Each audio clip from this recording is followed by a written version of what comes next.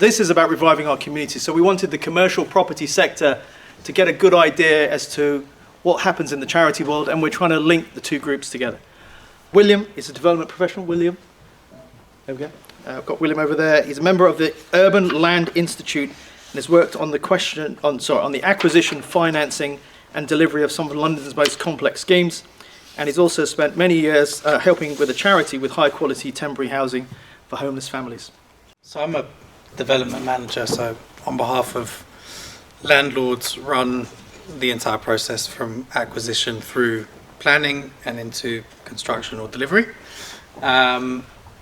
Most of my experience up till now had been in new build development, so this is only my second experience of refurbishment and my first experience of dealing with a vacant building that was to become refurbished. So my client bought this building, actually only completed the transaction a few days ago, but we've been dealing with it for a few months now. Vacant office building in Bloomsbury in Midtown, grade 2 listed, so automatically in our naive non-business rates minded selves thought, yeah, great, rate exemption. It was previously owner occupied, so it's about 25,000 square feet occupied by a chartered society for something. I can't say what it is because they give away the address and I can't do that yet. But they had basically moved out after COVID, almost before COVID. It had long since exceeded their requirements in terms of space and modern occupier needs and wellness for their employees, blah, blah, blah. So it sat there vacant for 2 years by the time we came along.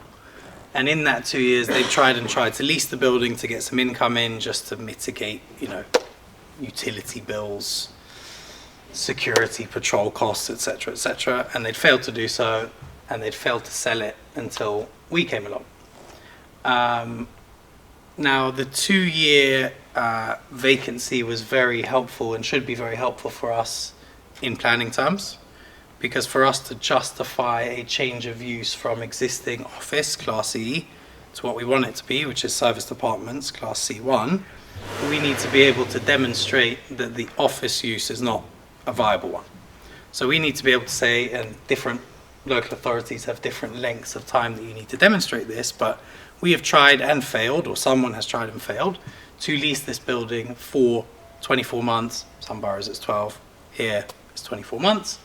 And here's all of the inquiries that we logged during that time, and here's evidence that the leasing boards were up, and blah, blah, blah, blah.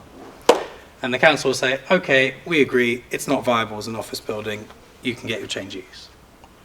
Now, we then came across another quirk, which was a kind of combination of the building having already been vacant for 2 years by the time we came along, and the planning system and the length of time it takes to get planning permission. We knew minimum 12 months from the time we buy the building to the time that we have, our planning permission in place, especially in this borough. So that's 3 years, minimum 3 years. Now that triggered some other things that we need to think about in terms of community infrastructure levy. So CIL is a levy levied on developers, usually on new floor space, so new development, to help pay for the impact on local infrastructure of that new development. Now, we thought we were okay. We're not adding any floor space here, so this is a refurbishment within the existing envelope, but it turns out we were wrong. So it turns out that when you combine an application for change of use with a vacancy of more than 3 years, you will be liable to pay CIL, both at a borough level and mayoral level, on all of the existing floor space. So the local authority and the mayor will consider that you are bringing all of that space forward as if it were new and putting pressure on local infrastructure as if it were new. So 25,000 square feet, what's that, broadly 2,400 square meters, multiply that anywhere between 50 and 150 square meters, depending on the use, depending on whether it's borough or mayoral. It's a lot of money. You can do the maths, a lot of money. So in order to mitigate that, you need to show 6 months of continued occupation within that 3-year period. If you can do that, you pay no CIL. So having gone from a position where we had a listed building, no rates, we then realised we actually need to create a rates liability in order to mitigate what could be a much, much more serious cost, and one which actually has the possibility of torpedoing our business plan if we were to have to pay it in full. So that's where we came across ASOP. You know, I think I'd never dealt with kind of rates mitigation or putting charities or community businesses into vacant buildings.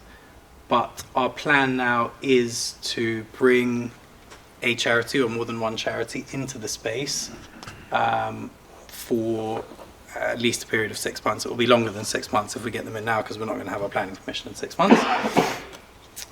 So obviously we will have a kind of small rates bill, but nothing in comparison to what could be a very, very large CIL bill.